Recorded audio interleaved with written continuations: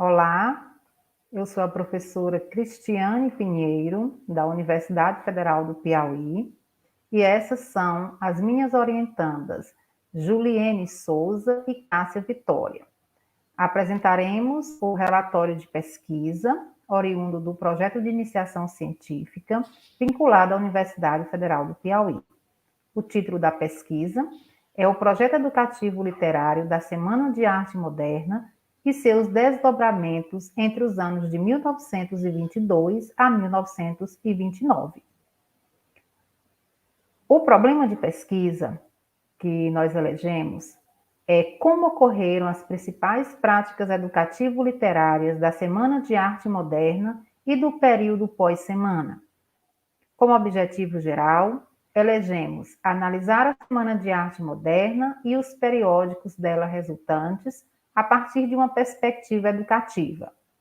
Os objetivos específicos que desenvolvemos ao longo da pesquisa foram analisar a programação da Semana de 22, estudar as principais palestras realizadas na semana, analisar as repercussões do evento e caracterizar as revistas publicadas após o evento. Bom, como referencial teórico, nós tivemos Eco, com o livro Seis Passeios pelo Bosque da Ficção, Frei, com a Imaginação Educada, Coelho, com a Semana Sem Fim, e Bose, com a História Concisa da Literatura Brasileira. Bom, os nossos desdobramentos históricos, se inicia na Europa, onde vivenciou-se um período intenso de progresso material no início do século XX, e quando ocorreu a Belle Époque. O que foi a Belle Époque? Foi um movimento na Europa em que surgiu as grandes transformações tecnológicas e científicas. Então, a população daquela época ela já não se sentia mais realizada com sua arte. E foi aí onde foi nascendo o desejo de mudança na arte em geral, que foi os movimentos da vanguarda europeia. E essas vanguardas europeias, elas dão início ao modernismo. Então, elas foram o estopim da arte moderna no mundo, que as vanguardas europeias, onde apresentavam os movimentos, o futurismo, o cubismo, o expressionismo, o dadaísmo e o surrealismo.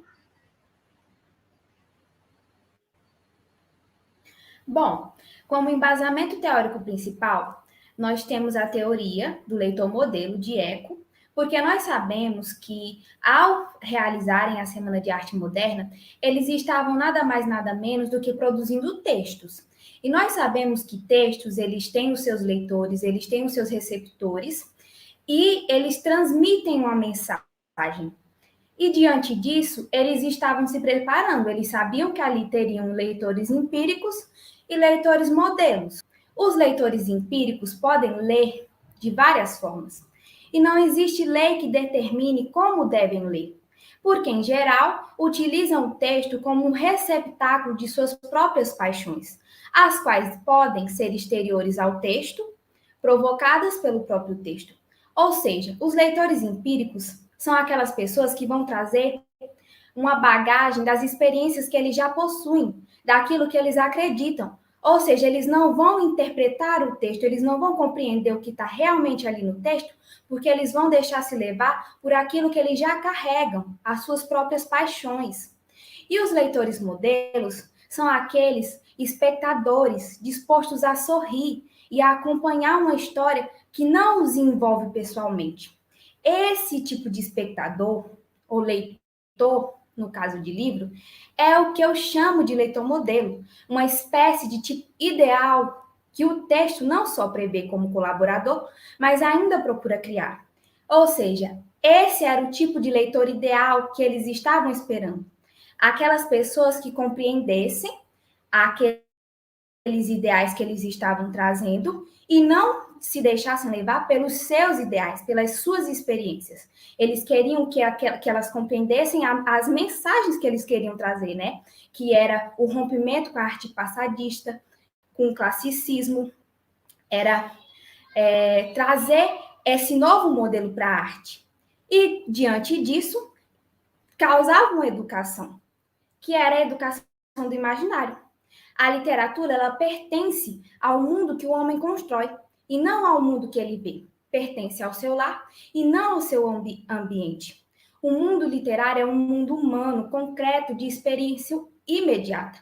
Ou seja, através da literatura, nós podemos educar o imaginário de alguém. Com a literatura, com a representação da sociedade, com aquilo que ela traz, você consegue administrar o imaginário das pessoas. E diante disso, esses eram os ideais deles. Com aquelas teorias, com aqueles novos ideais, com aquela nova arte, educar a imaginação daquele público leitor que estava lá. E, logicamente, educando esse imaginário, ocorreria essa transformação de leitores empíricos para leitores modelos. A nossa pesquisa, né, ela é histórica, educacional, bibliográfica, exploratória, descritiva e qualitativa. Bom, e como os resultados de pesquisa, nós temos a Semana de Arte Moderna, a primeira intervenção de expressividade de arte moderna no Brasil, em fevereiro de 1922. No primeiro dia de contato com o público, nós tivemos como destaque a exposição de arte moderna de Graça Aranha, lançando as tendências modernistas em seu discurso. Porque ao iniciar a Semana de Arte Moderna, eles já queriam causar um impacto no público, causar um impacto nos leitores. E diante disso, Graça Aranha, ele trouxe o seu discurso inicial. E nós trouxemos aqui um trecho do discurso inicial de Graça Aranha, que diz o seguinte: para muitos de vós, a curiosa e sugestiva exposição que gloriosamente inauguramos hoje é uma aglomeração de horrores. Aquele gênio supliciado, aquele homem amarelo, aquele carnaval alucinante, aquela paisagem invertida, se não são jogos da fantasia de artistas zombeteiros, são seguramente desvairadas interpretações da natureza e da vida. Não está terminado o vosso espanto. Outros horrores vos esperam. Aqui o Graça Aranha ele já estava preparando o público para o que eles iriam ver ao longo da semana.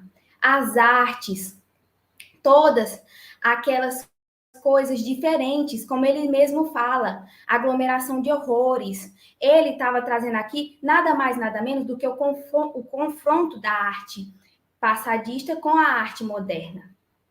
E no segundo dia, a exibição das propensões educativas modernistas presente no poema Inspiração, de Mário de Andrade, na qual nós temos esse trecho do poema Inspiração. São Paulo, comoção de minha vida, os meus amores são flores, feitas de original, alerquina, traje de losângulos, cinza e ouro, luz e bruma, forno e inverno morno, elegância sutil, sem escândalo, sem ciúmes. O Mário ele já está trazendo aqui nesse poema um moderno saber estético que eles estavam trazendo no modernismo, né? Trazendo a nova forma para o poema, falando da cidade de São Paulo, exaltando. E no terceiro dia de apresentações, a finalização da Semana de Arte Moderna, na qual o Villa-Lobos vai estar em evidência, porque assim como nas outras partes da arte, a música também teve o seu destaque, trazendo também o moderno saber estético na música, e como destaque nós tivemos o Villa-Lobos, que apresentou os poemas de Ronald de Carvalho, escritos em francês.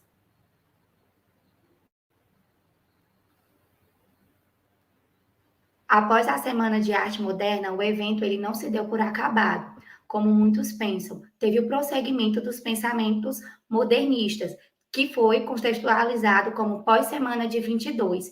E aqui foi analisado, né, os desdobramentos e as práticas educativas do pós-semana de arte moderna, que ocorreu com revistas, manifestos e obras. Aqui a gente elencou as principais revistas, né, que caracterizou essa primeira fase heróica do modernismo brasileiro. A gente vai englobar de 1922 até 1929. A gente vai ter como a revista Claxon, né, foi o primeiro acontecimento concreto após a semana de 22. A revista Claxon, ela vai trazer aquele sentimento eufórico que estava na Semana de Arte Moderna. Então, os artistas, eles vão esquadrinhar, contemplado, né, nos seus textos, vão contemplar muito a nova arte, a ruptura.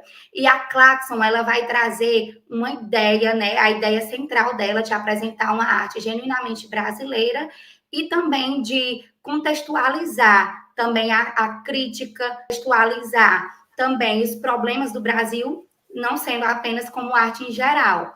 E ela vai tratar do quê? De uma arte da realidade, arte atual, que vai englobar as transformações da realidade. E assim, vai ser em todas as revistas, como na Estética, em Terra Roxa e como a de Antropofagia. Eles vão apresentar a nova arte, uma arte genuinamente brasileira e rompendo com as artes passadas. Aqui, como eu falei para vocês, as revistas de 1922 a 1929, e foi feita análise, né, uma análise interna dos textos da primeira edição das revistas. E foi o que? O texto de abertura das revistas. Foi muito importante porque é o texto que vai falar sobre a significação da revista, o que ela deseja abordar.